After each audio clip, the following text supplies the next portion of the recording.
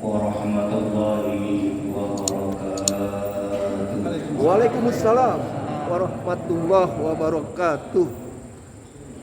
Innal hamdalillah wa nasta'inuhu wa nastaghfiruh wa na'udzu billahi min shururi anfusina wa min sayyiati a'malina. May yahdihillahu fala mudilla lahu wa may yudlil fala hadiya lahu. Asyhadu an la ilaha illallah wahdahu la syarika lahu wa asyhadu anna Muhammadan 'abduhu wa rasuluhu la nabiyya ba'da. Allahumma shalli wa sallim wa barik ala Muhammadin wa ala alihi wa ashabihi ajma'in, amma ba'du. Yang saya hormati dan saya muliakan para asatidz, para tokoh masyarakat, para haji, terkhusus segenap pengurus Masjid Baitur Rahman, hadirin wal hadirat, jamaah subuh yang insya Allah kita semua dimuliakan oleh Allah Subhanahu wa Ta'ala. Saya tadi dikasih tahu orang pengurus kalau bisa pakai masker, kalau siang nanti pakai masker, bisa pakai masker begini, tak usah lagi begitu. Saya buka ini, soalnya kalau yang namanya penularan corona itu kan satu saja. Saya kenapa kamu menghindari tadi repetan. Kemudian cuci tangan tadi saya 3 kali cuci tangan, 3 kali makan saya. Ya buka aja Pak ya. Nanti kalau begini kelihatan datangnya. Tadi saya dari Rorotan jam 4 berangkat di sahur. Tadi lewat perapatan saya pagi itu di dekat pasar pemakaman TPU itu sampah banyak banget, bau. Biasanya kalau cium bau itu ada rasa ngumel, lihat. Kalau kata Betawi ini siaran, kalau bahasa Jawa Timur gancu. Tapi tadi saya cium bau, saya nggak dumel. Saya bilang ya Allah, alhamdulillahirabbil alamin, saya masih cium bau. Itu artinya saya nggak corona. Jadi kalau bapak-bapak lagi kumpul keluar, terus ada yang buang angin, bau, jangan marah, hirup dalam-dalam, terus ucapin alhamdulillahirabbil alamin. Sehat ya. Alhamdulillah, hari ini tidak terasa kita sudah memasuki hari ke-6. Kenapa ya? Hari ke-6 dalam bulan suci Ramadan. Itu artinya tinggal 24 hari lagi kita lebaran. Orang Indonesia itu kadang-kadang ya Allah, itu kalau lebaran ditungguin, bukan nungguin bulan Ramadan, lebaran ditungguin. Itu di TV puasa baru pertama udah ada lebaran gitu. Lebaran itu Idul Fitri lebaran. Padahal yang namanya lebaran itu kan 1 hari Bu ya. Berapa hari kalau isi lebaran? Kalau di Ramadan kan cuma sehari lebaran. Kalau isi lebaran cuma sehari. Itu kita kalau melalui lebaran tanpa biaya itu gampang sebenarnya. Kita itu kalau malam takbiran capek, yang namanya bawa bapak biasanya ngurusin di masjid ada aja urusannya, Jakarta dan lain-lainnya. Jarang malam takbiran itu tidur sore-sore, ibu-ibu apalagi sibuk. Jam 2, jam 3 baru kita pada tidur. Nah nanti pagi pas sholat id kita kan masih ngantuk gitu. Selesai sholat id kita silaturahmi, salam-salaman. Kalau sekarang orang lain tetap aja salam-salaman.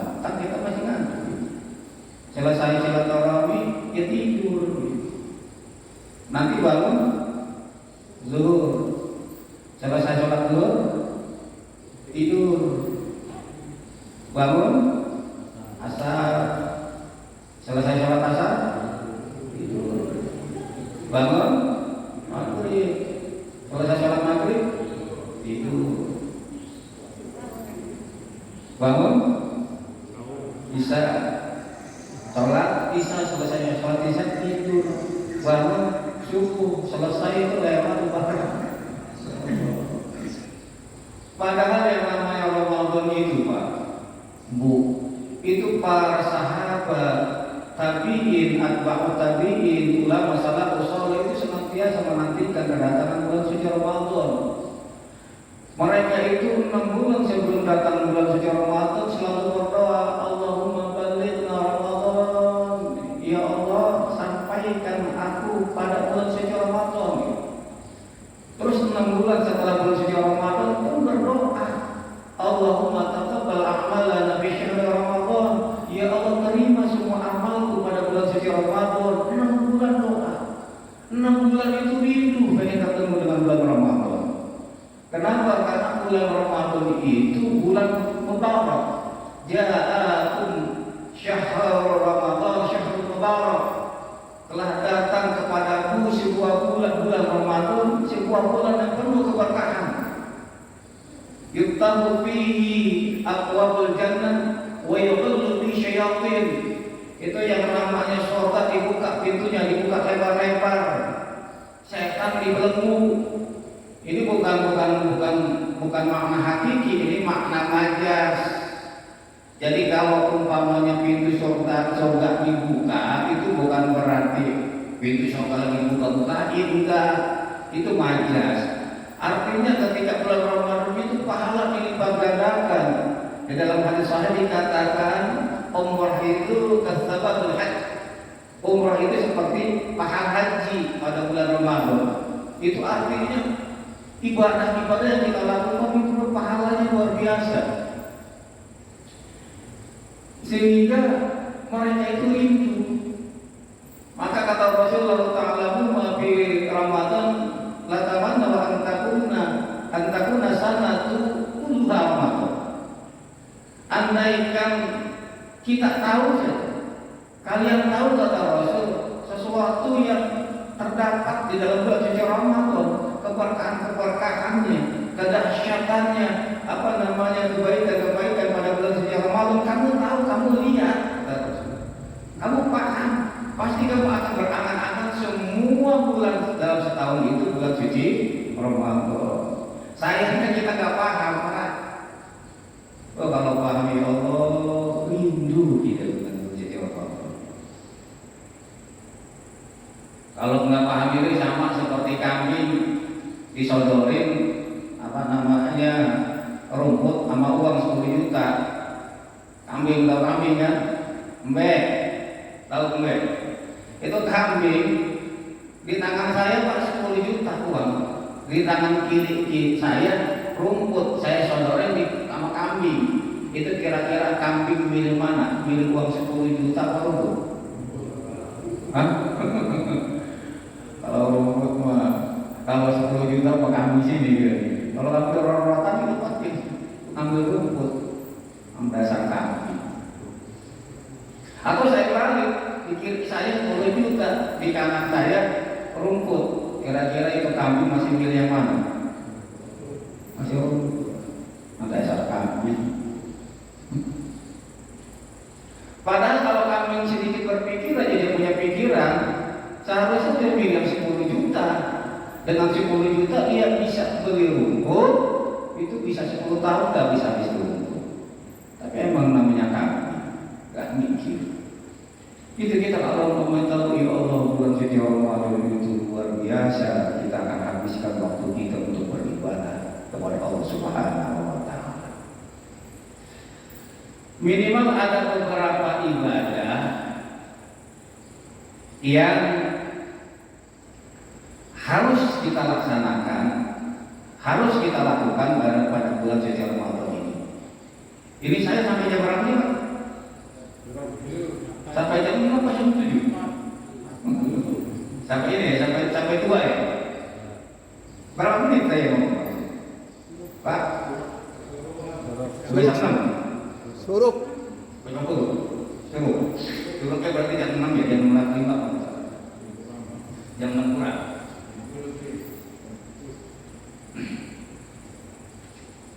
Yang pertama, jangan pernah tinggalkan sholat tarawih. Tarawih apa tarawih?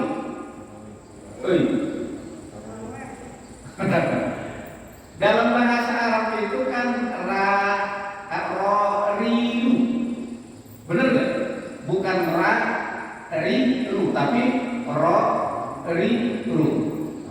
Berarti secara lugas itu tarawih apa tarawih?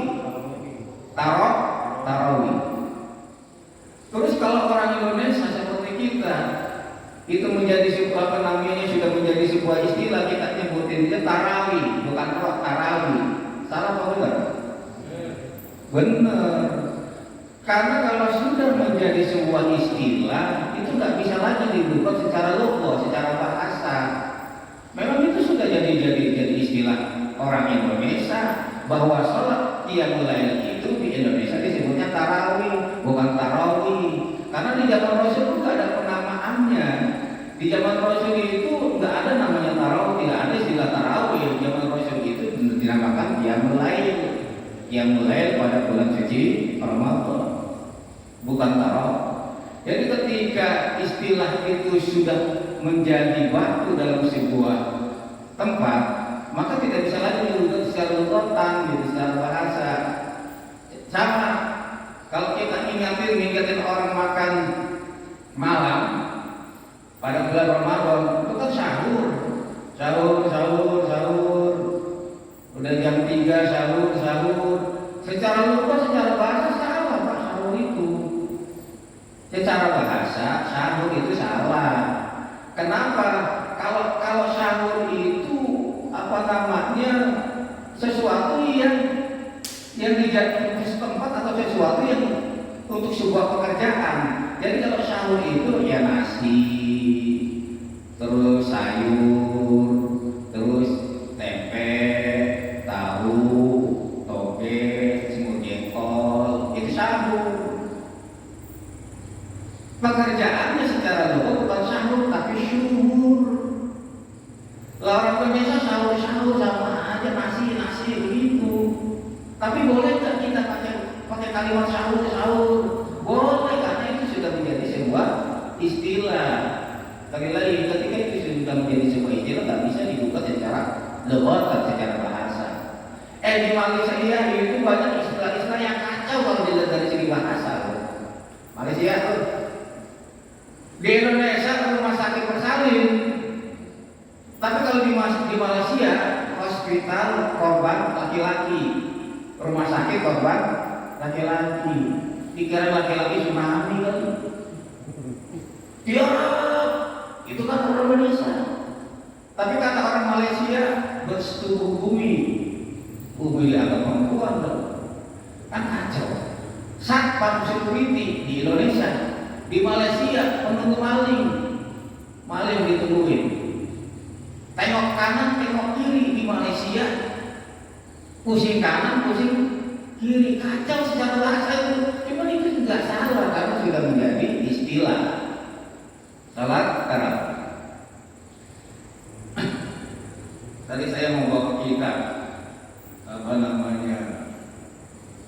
kitab Sahih Bukhari, cuman fragmen ini sudah saya copy paste aja nih. Di dalam Sahih Bukhari, Imam Bukhari sudah menyebutkan kita salat tarawih.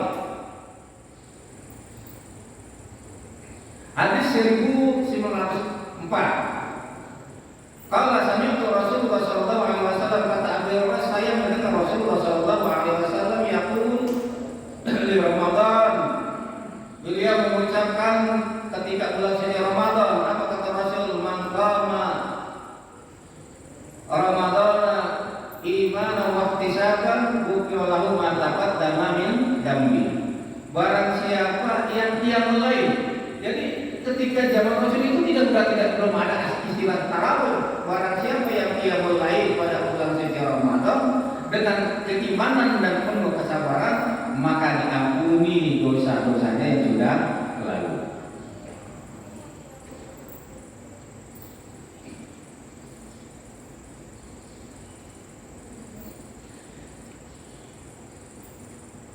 Terus hadis ke-1906 ini menceritakan tentang sejarah dari salat tarawih.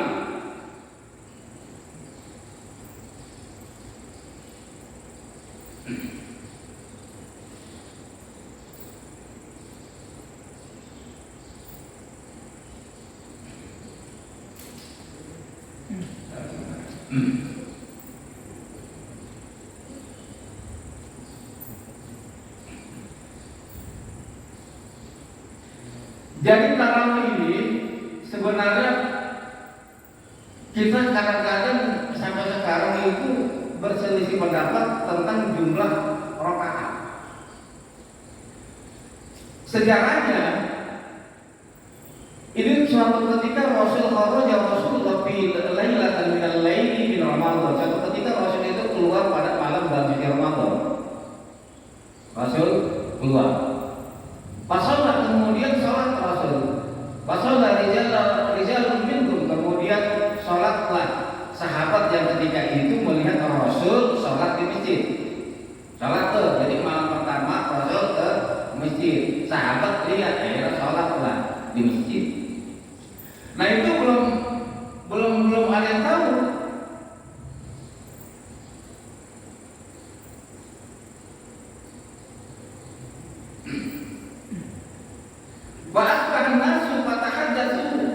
Kemudian pagi harinya itu sahabat yang tadi sholat bersama Rasul itu masih tahu kepada yang lain. Dia bilang, Rasul malam sholat di masjid. Rasul malam sholat di masjid. Pastama aktsar minhum. Kemudian ketika itu pas malam kedua lebih banyak lagi itu para sahabat yang sholat di masjid. Pasallu ma'ahu. Kemudian sholat bersama Rasul. Jadi malam pertama cuma sedikit. Malam kedua lebih banyak lagi. Fa'asbahan nas fatahaddatsu. Kemudian paginya lagi itu sahabat cerita lagi, Rasul sholat di masjid. Rasul sholat di masjid. Kemudian bahkan taruh ahlul masjid minal lail tsalitsah. Kemudian itu yang namanya sahabat ketika itu masjid sampai penuh. Jadi kalau malam pertama nggak terlalu banyak, kenapa nggak ada yang tahu? Malam kedua barangkali separuh masjid, malam ketiga penuh.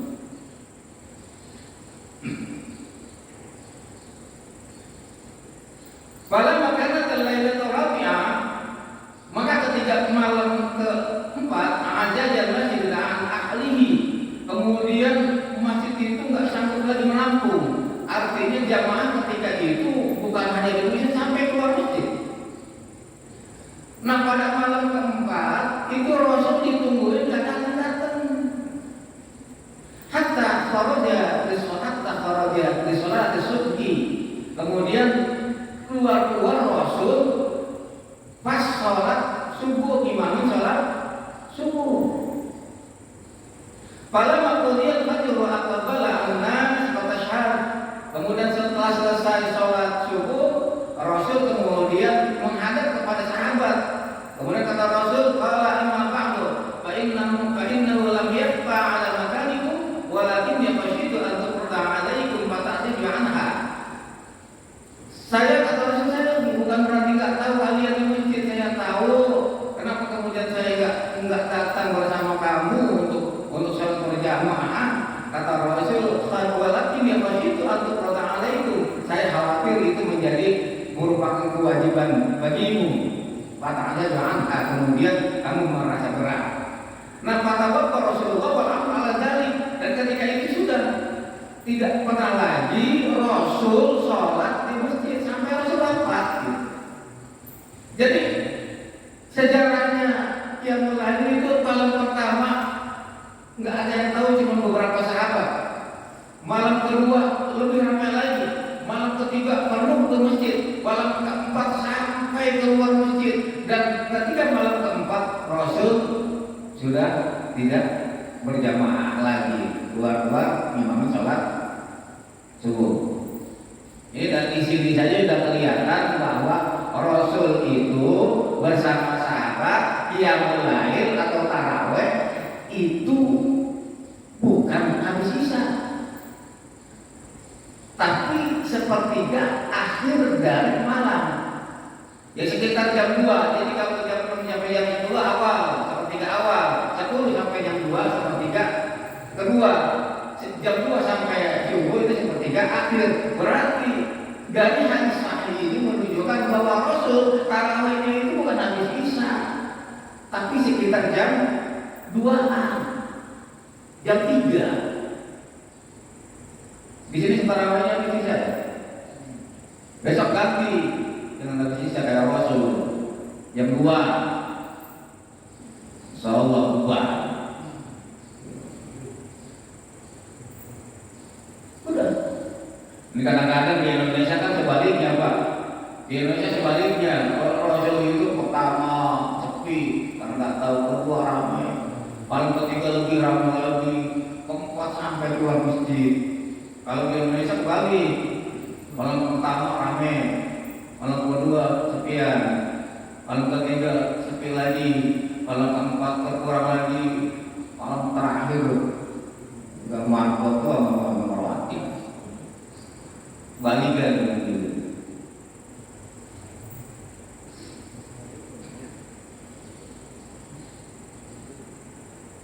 Terus berapa jumlah rakaatnya? Berapa jumlah rakaatnya? Ini sebenarnya ada dua versi. Ada dua versi. Versi yang pertama itu 11 rakaat. 11 rakaat.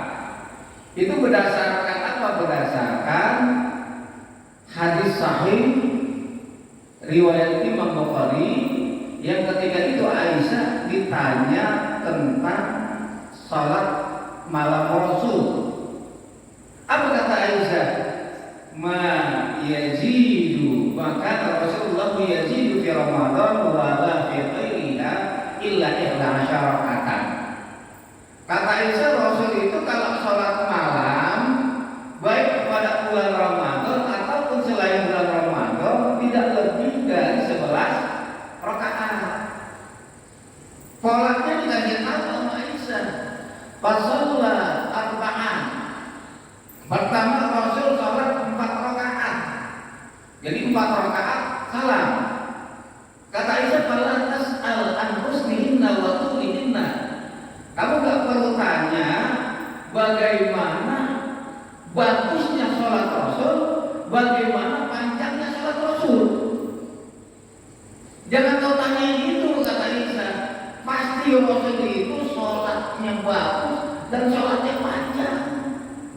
Rasul itu kalau sholat lama, kata Aisyah, berdirinya lama, rukunya lama, i'tidalnya lama, sujudnya lama, duduk antara dua sujudnya lama-lama banget.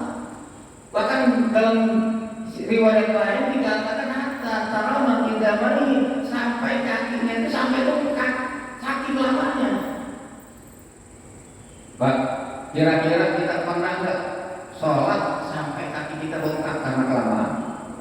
Nggak pernah gitu. Kita pengen cepat aja. Tadi itu sholat kurang lama tadi, nggak usah lama lagi. Karena Rasul itu kalau sholat subuh itu lama. Maka dikatakan sholat pagi itu karena masyhur sudah disaksikan oleh malaikat. Maka istilah sholat subuh itu dikatakan Quranul Fajr, fajarnya Quran. Kenapa dikaitkan dengan Quran? Karena Rasul kalau sholat subuh lamanya bukan main. Itu kira-kira rakaat pertama dibaca hampir 1 juz. Rakaat kedua cuma hampir setengah juz. Tadi cuma 1 halaman doang, kayaknya 1 halaman, rakaat kedua 1 halaman. Besok diganti tuh subuhnya. Jadi rakaat pertama 1 juz, rakaat kedua setengah juz. Besoknya kapok, gak ada yang salah di Batul Rahmat. Sampai bengkak masih kalau sholat malam.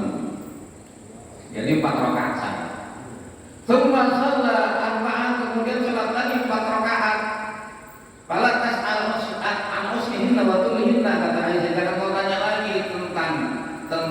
tentang bagaimana panjangnya sholat Rasul, bagaimana bagusnya sholat Rasul. Kemudian semua sholat salasan, kemudian sholat 3 rakaat witir. Jadi pola sholat tarawihnya Rasul menurut riwayat Aisyah 4 rakaat salam, kemudian 3 rakaat salam. Dan ini biasa dipakai oleh saudara-saudara kita dari Muhammadiyah. Jadi kalau bapak sholat di Muhammadiyah ya polanya begitu, 4 rakaat salam, kemudian 3 rakaat salam.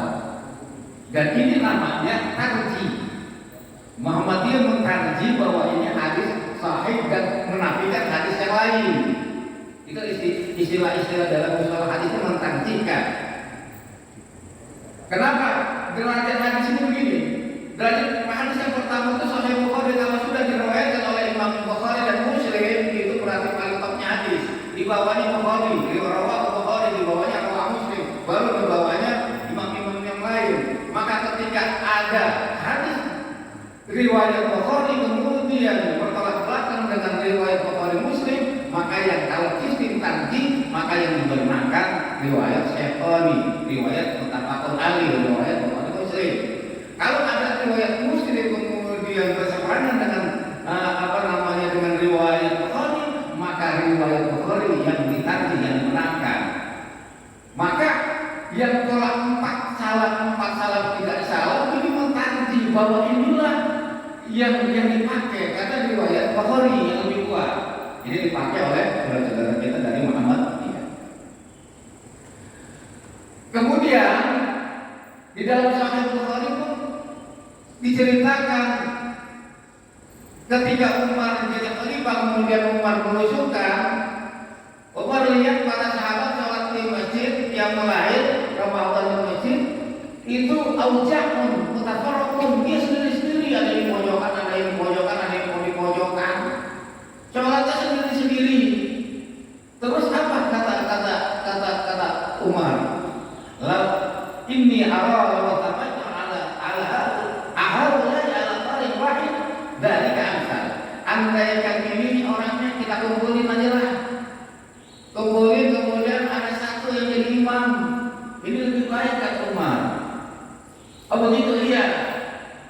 Terus besoknya ketika umat berusukan lagi, itu sahabat sudah berjamaah. Sholat yang lainnya pada bulan Ramadan, tarawihnya sudah berjamaah. Ubay bin Ka'ab ketika itu jadi imam. Nah, lagi-lagi kata Umar alladzina yanamuna khairul ladzina yaqumuna.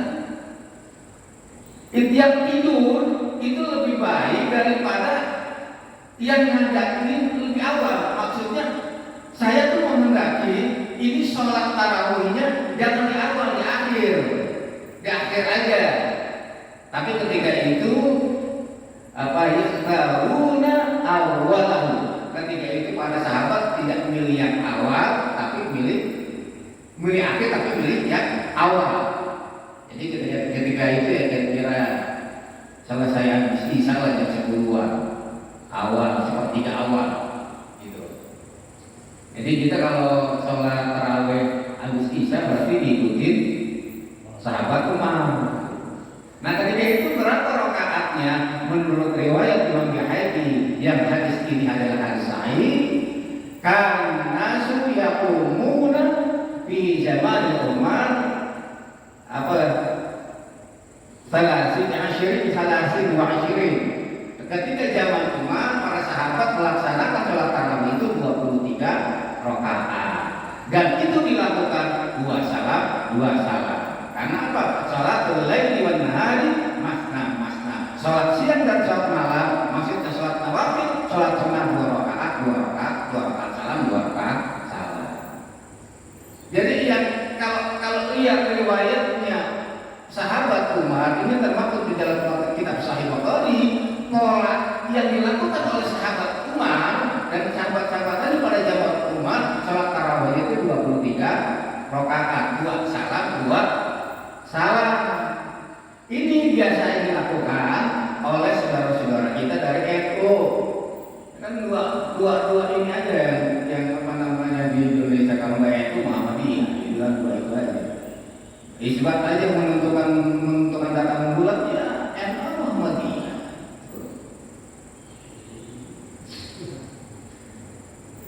Jadi kalau Muhammadiyah mah 4 rakaat salam 4 rakaat salam 11 rakaat tidak salam 11 rakaat. Kalau orang NU mah 23 rakaat 2 salam 2 salam.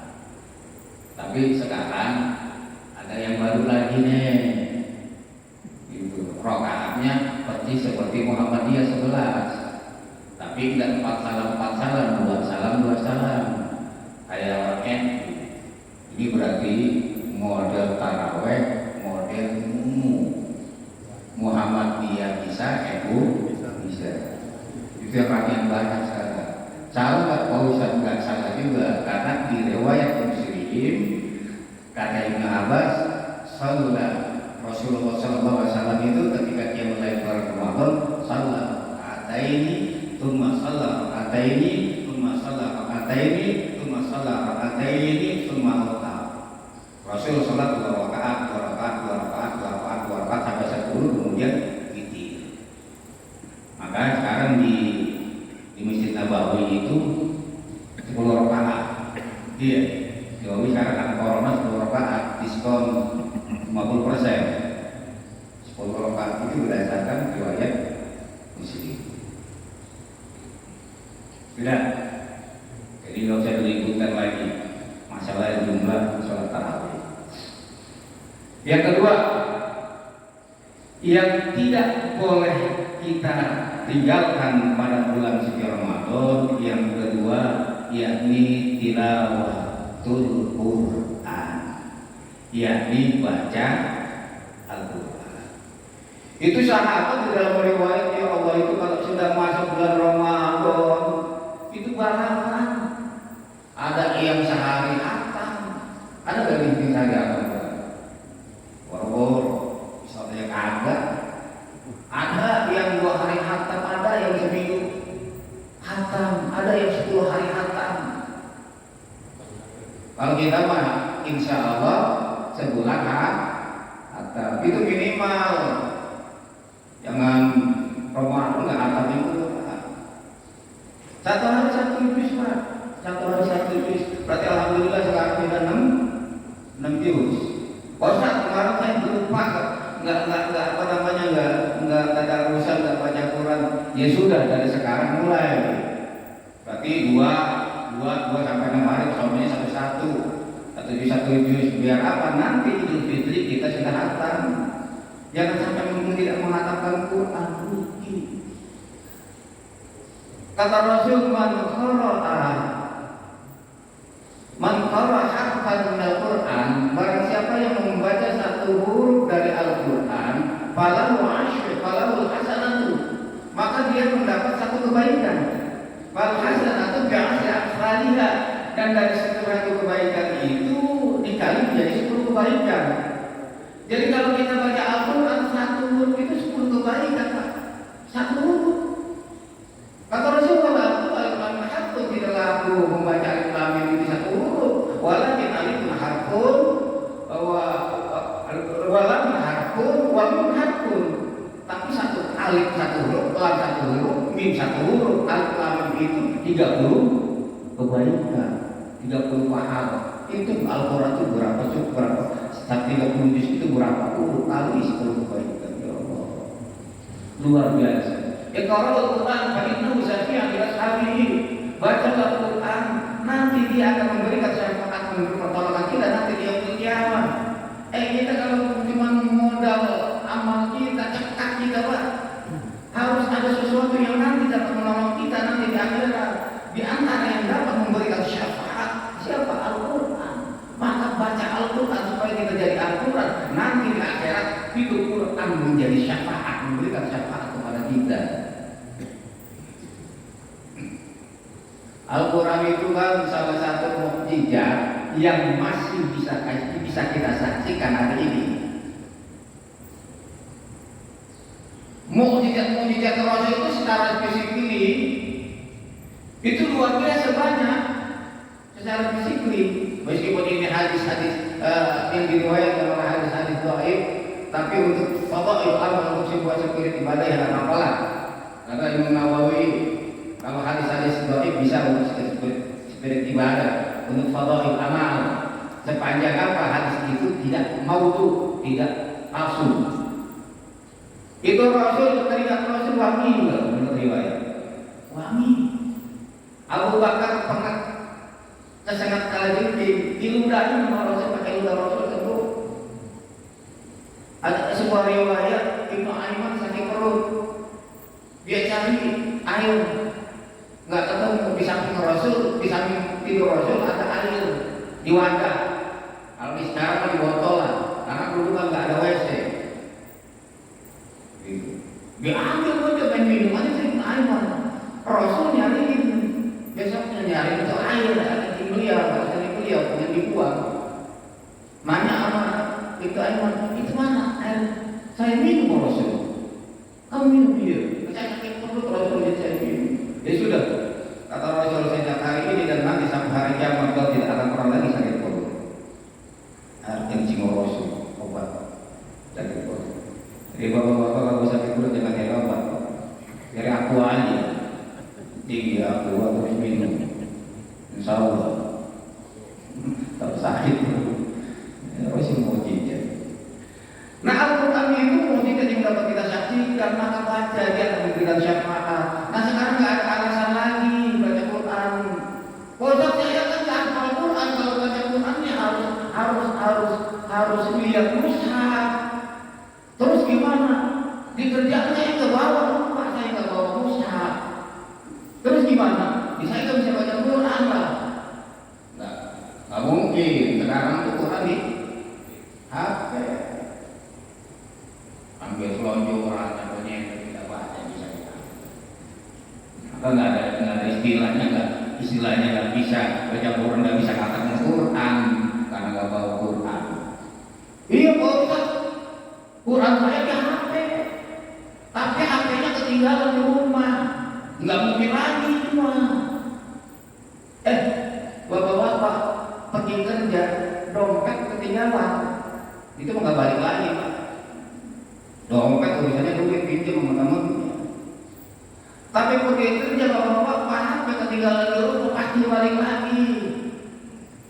Takut dibaca sama istrinya, dibaca istrinya atau selingkuhan atau cuma balik lagi. Nggak mungkin, makanya saya bawa HP nggak pernah tinggal. Baca Quran, nggak harus kita punya wudhu, nggak harus kita harus ada kita sambil di sahabat ada yang sambil itu, dia baca Quran sambil saya ada salah-salah kita baca Quran. Udah, jangan pernah tinggalkan baca Quran. Yang terakhir, jangan pernah kita tinggalkan istighfar. Kenapa? Ketika waktu sahur itu Allah turun ke langit dunia. Ketika itu Allah ijabahi, Allah kabulkan semua doa. Allah ampuni semua dosa orang-orang yang beristighfar. Jadi jangan pernah meninggalkan istighfar. Istighfar itu dahsyat. Ada Hasan Basri itu pernah kedatangan seseorang, Syekh, saya ini bisnisnya itu kadang-kadang macet, bukan macet, bangkrut terus saya bisnis, jualan apa aja rugi terus. Coba Syekh, solusinya apa? Kata Imam Syekh Hasan Basri, dia bilang istighfar, pulang tuh istighfar. Datang lagi seorang, saya sulit nyari kerjaan, baru lama kesana lama sini nggak dapat dapat, sulit banget nyari kerjaan. Apa Syekh? Solusinya banyakin istighfar. Datang lagi seseorang, saya sudah nikah bertahun-tahun tapi nggak punya anak. Apa? Suruh istighfar lagi, banyakin istighfar. Kemudian ada sahabat yang nanya, Syekh, tadi ada tiga orang dengan dengan persoalan yang berbeda, tapi solusinya sama, suruh istighfar. Kenapa? di dalam firman Allah di surat An-Nur surat 12, "Faqul tastaghfiru innahu kana ghaffara." Maka beristighfar kepada Allah, sesungguhnya Allah Maha Pengampun. Terus apa? Yursis sama alaihi dan orang ketika Allah turunkan hujan. Wa yumdidhum bi amwalin wa banin, harta kita akan dibanyakkan, anak kita akan dibanyakkan. Yang tadinya enggak punya anak, punya anak. Wa yad'allahu anha apa? Jannatu wa jannatu anha, itu akan diberikan taman-taman. Semua bisnis kita akan dilancarkan. Tuh, istighfar. Enggak baca, kita susah sulit. Jangan baca surat Al-Fatihah, jangan istighfar aja udah. Banyakin istighfar. Banyakin istighfar. Ada sebuah kisah istighfar yang sangat masyhur. Yang sangat masyhur. Itu ada tukang roti, dia pengen apa namanya Imam Abu Hanifah, Imam Ahmad bin Hanbal. Ahmad bin Hanbal itu dibahas dia apa namanya dibilang. Dia pengen ke Syam, dibahas dia pengen ke Syam. Ujuk-ujuk udah tua pengen ke Syam. Dia akhirnya berangkat ke Syam. Sampai di Syam, dia ada di masjid sholat. Pas sholat apa namanya sholat duhur selesai, dia nungguin asar sambil baca Quran.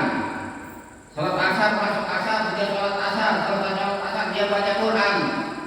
Terus masuk maghrib, dia sholat maghrib, selesai sholat maghrib baca Quran.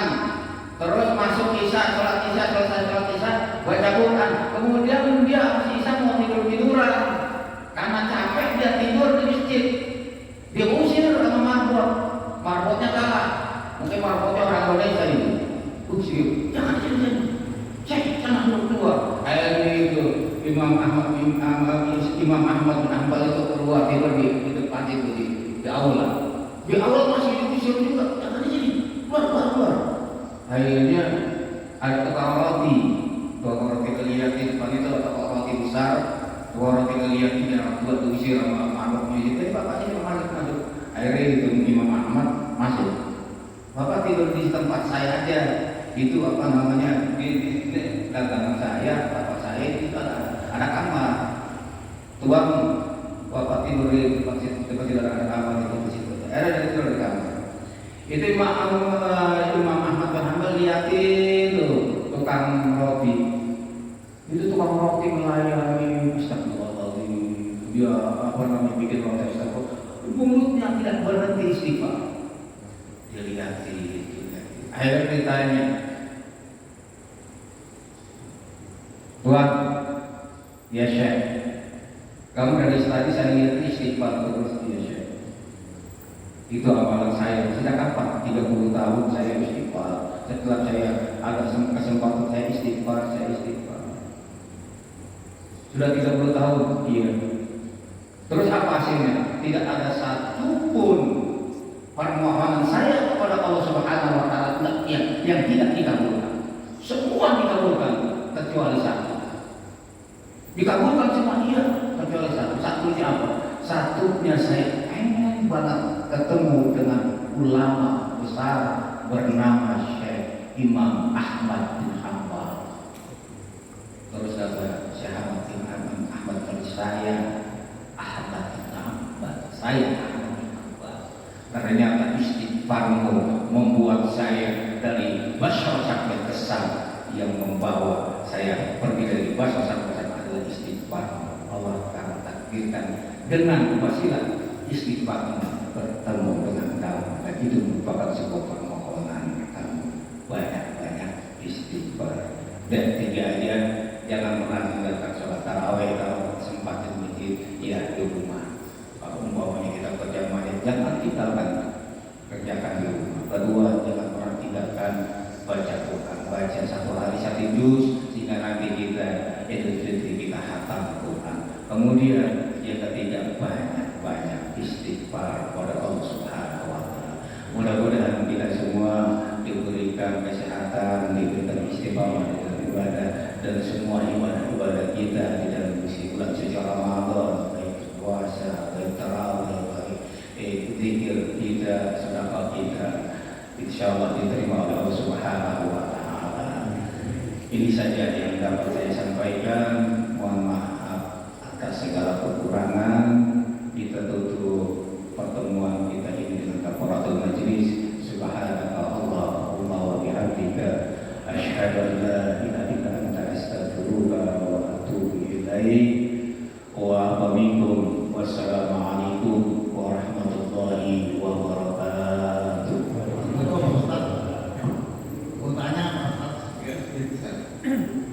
Assalamualaikum warahmatullahi wabarakatuh.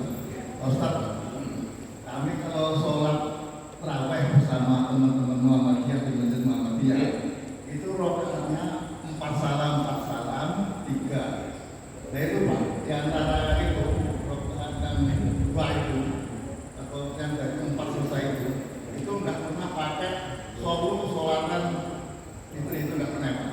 Langsung. Nah, terus saya mengatur begini Pak. Ada hadis yang namanya amruna apabila ibadah segala macam tidak menurut aturan Nabi kami itu tertolak.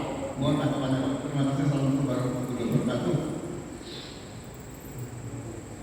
Jadi ada saudara-saudara kita itu kalau sholat tarawih rakataini jami'ah rahimahumullah gitu.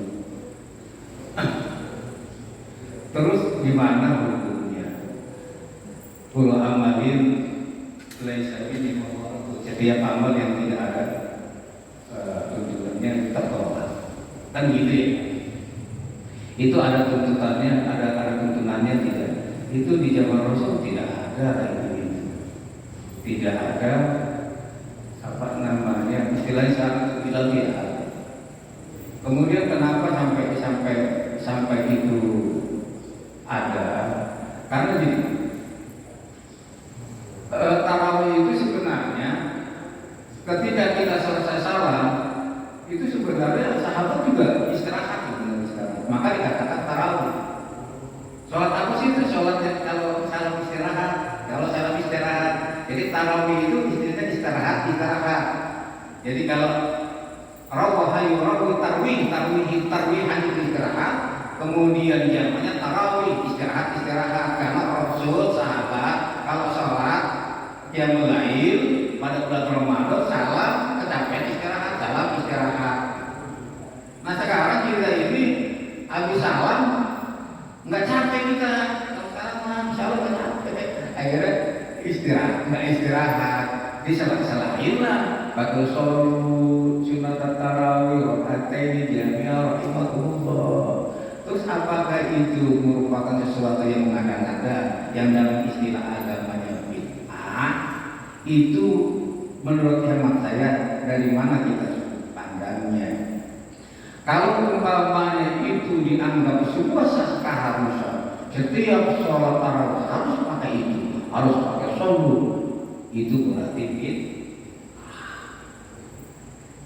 Jadi yang bagus, yang bagaimana dia sudah Rasul pakai kok, dia sudah. Kemudian kita sholat di tempat yang pakai sholat, terus apa kita apa namanya? Bagaimana sholat kita tetap sah. Amaluna walaupun amaluhum, biar mereka yang bertanggung jawab, setiap seseorang bertanggung jawab atas amalnya. Gitu. Bagus ya gimana Bismillah, tidak kalau menurut saya.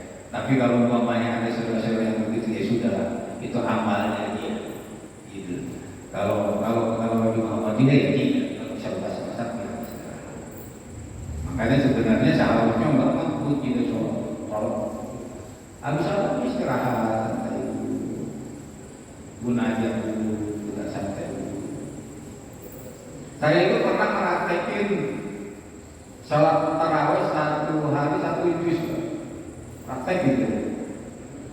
Jadi waktu itu saya ketua remaja, akhirnya kita kompromi, udah kita mau cara rapat, kita sholat aja 1 hari 1 juz. Terus ada hafal Quran nggak hafal, udah kita bawa Quran aja.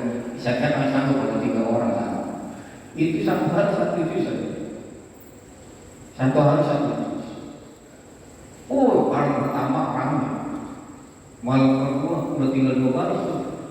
Wah, kalau satu juz. Besok tahun depannya saya di demo masyarakat. Oh Ustaz, kembalikan pada selera awal. Kita nggak usah pakai satu juz. Akhirnya balik lagi pakai satu juz lagi. Padahal itu ya Allah nikmat itu sebenarnya. Cuma ya sudah, kita akan bisa mengikuti persis seperti Rasul, minimal menyerupai saja, minimal menyerupai saja. Begitu. Di sini Pak, solo bagaimana? Hah? Oke, di sini kalau yang penting jangan sampai meyakini itu sebuah keharusan, sebuah kewajiban. Kalau itu jadi sebuah kewajiban, kalau sholat tarawih pakai solo, batas sholat tarawih itu bisa ini berarti gitu. Udah ya.